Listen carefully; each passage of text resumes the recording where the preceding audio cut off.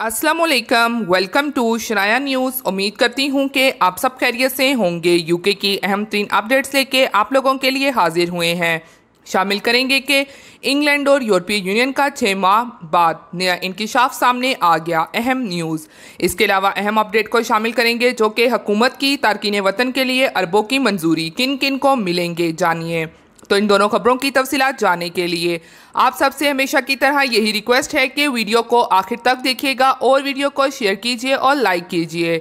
और अगर आप में से हमारे चैनल पर कोई न्यू है तो चैनल को सब्सक्राइब कर लीजिए और साथ में बेल के आइकन को प्रेस कर दीजिए। तो चलिए टाइम को वेस्ट किए बगैर बढ़ते हैं आज की अहम 3 अपडेट्स की जानिब। आज की पहली अपडेट को शामिल करेंगे जो कि इंग्लैंड और यूरोपीय यूनियन का 6 माह बाद नया इंकिशाफ जो सामने आ गया है।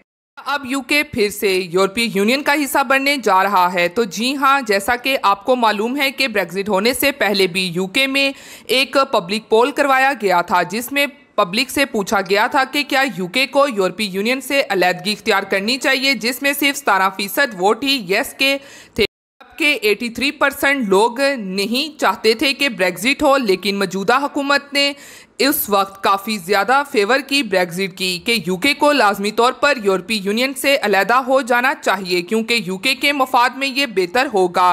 लेकिन अब सिर्फ 6 माह ही गुजरे हैं कि यूके को इसका सामना करना पड़ रहा है और अब यूके में एक दफ़ा फिर से एक नया पोल इसी हवाले से करवाया गया है कि क्या ब्रेक्जिट करके यूके ने बेहतरी और अक्लमंदी का मुजाहरा किया है। तो अब पहले की निस्बत ज़्यादा लोगों ने इसमें वोट दिए हैं कि ब्रेक्जिट करना सबसे बड़ी बेवकूफ़ी थी। अब उम्मीद की जा रही है कि आने वाले कुछ महीनों में या फिर सालों में यूके फिर से यूरोपीय यूनियन का हिस्सा बन सकता है।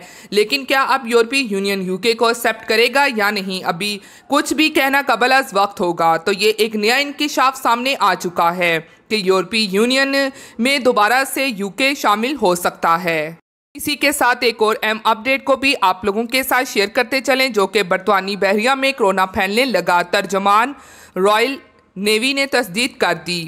तफसीलात के मुताबिक बरतानिया बहरिया के त्यारे हमला आवर ग्रुप में कोरोना वायरस की वबा फैलने लगी। रॉयल नेवी ने अमले के वबा से मुतासरा होने की तस्दीक कर दी। मीडिया रिपोर्ट के मुताबिक बरतानिया की शाही बहरिया के त्यारे हमला आवर ग्रुप के हमले में कोरोना वायरस के फैलाव की तस्दीक हो गई है। तर्जमान रॉयल नेवी ने जारी बयान में कहा कि बाकायदगी से किए गए कोरोना टेस्टों में अमले के कुछ अरकान के टेस्ट मुस्बत आए। ज़राए अबलाग का कहना है कि अब तक रॉयल नेवी के 100 एहलकारों में कोरोना वायरस की तस्दीक हो चुकी है। दूसरी जानिब तर्जमान रॉयल नेवी का कहना है कि अमले के कुछ अरकान के कोरोना से मुतासिर होने के बावजूद ग्रुप के आलमी हफ्त पर कोई असर नहीं पड़ेगा। इसी के साथ आप बढ़ते हैं अगली अपडेट की जानिब जो कि हुकूमत की तारकीन वतन के लिए अरबों की मंजूरी किन किन को मिलेंगे। यूरोपीय यूनियन ने अगले 6 बरसों में तारकीन वतन और महाजरीन के लिए बड़े बजट की मंजूरी दे दी है। ये बजट तारकीन के फ़ायदे के लिए कितना खर्च होगा और कितनी रकम सरहदों पर खर्च की जाएगी, इस हवाले से तफसीलात सामने आ गई हैं। तफसीलात के मुताबिक यूरोपीय पार्लियामेंट ने अगले 6 बरसों यानी 2027 तक के लिए 16 अरब यूरो के करीब बजट की मंजूरी दे दी है। ये बजट तारकीन से मुतल्लिक मसाइल के हल पर खर्च किया जाएगा।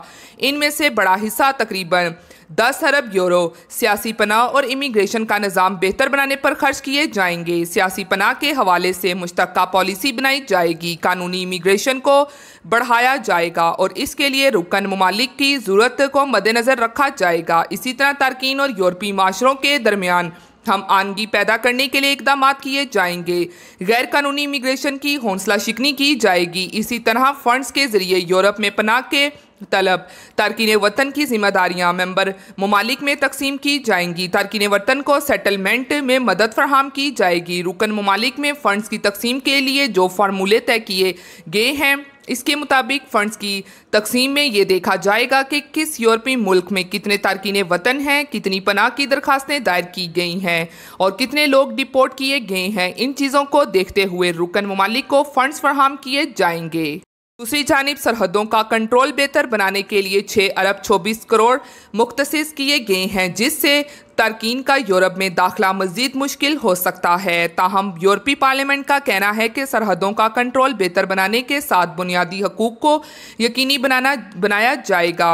इसके अलावा कम उम्र तारकीन और वो महाजरीन जिन्हें तहफ़्फ़ुज़ की ज़रूरत होगी, इनके लिए भी इक़दाम उठाए जाएंगे। इसी तरह वीज़ा पॉलिसी को भी बेहतर किया जाएगा।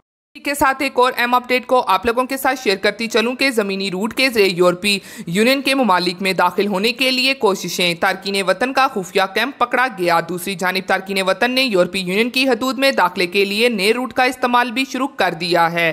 तफसीलात के मुताबिक बुल्गान के ज़मीनी रूट पर वाक़िया यूरोपीय मुल्क सरेआपाम ने यूरोपीय यूनियन के रुकन ममालिक हंगरी और रोमानिया की सरहद के करीब जंगल में बनाए गए तारकीन वतन के खुफिया कैंप का सुराग लगाकर इसे ख़त्म कर दिया है और वहां मौजूद इंसानी स्मगलर्स और जराइम पेशा अफराद को गिरफ्तार भी कर लिया है, जबकि आम तारकीन को सेंटर्स रवाना कर दिया गया है। पुलिस के मुताबिक तारकीन का ये खुफिया कैंप हंगरी और रोमानिया की सरहद के साथ कायम किया गया था, जहां यूरोपीय यूनियन की हदूद में दाखिल होने के ख्वाहिशमंद तारकीन खैमे लगाए हुए मुकीम थे और इस इंतजार में थे कि कब इन्हें आगे जाने का मौका मिले।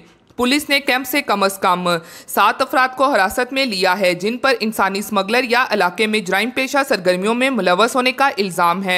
छापे के दौरान कैंप ने 20 मोबाइल फ़ोन भी पकड़े हैं। पुलिस ने कैंप में मुकीम आम तारकीन वतन को सरकारी सेंटर मुंतकिल कर दिया है।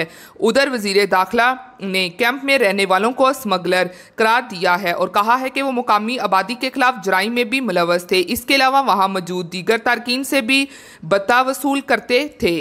दूसरी तरफ यूरोपीय यूनियन की हदूद में दाखिले के ख्वाहिशमंद तारकीन ने नया रूट भी तलाश कर लिया है। यूरोपीय यूनियन के फेरी वीज़ा शेंजन जोन में शामिल मुल्क हंगरी की जानिब से सरहदों पर सख्ती के बाद तारकीन वतन अब हंगरी में दाखिले के लिए नया रूट इख्तियार कर रहे हैं। तारकीन वतन अब पहले रोमानिया में दाखिल होते हैं और वहां से हंगरी का रुख करते हैं। इसके अलावा यूक्रेन से भी या पोलैंड दाखिल होने की कोशिश की जाती है। ये थी आज की अहम तरीन अपडेट्स जो आप लोगों के साथ शेयर की गई हैं। उम्मीद करती हूँ कि पसंद आई होंगी। इसी के साथ फिर मिलती हूँ मैं आप सबसे किसी लेटेस्ट अपडेट में। तब तक आप सब अपना बहुत ख्याल रखिएगा। Thank you. खुदा हाफिज़।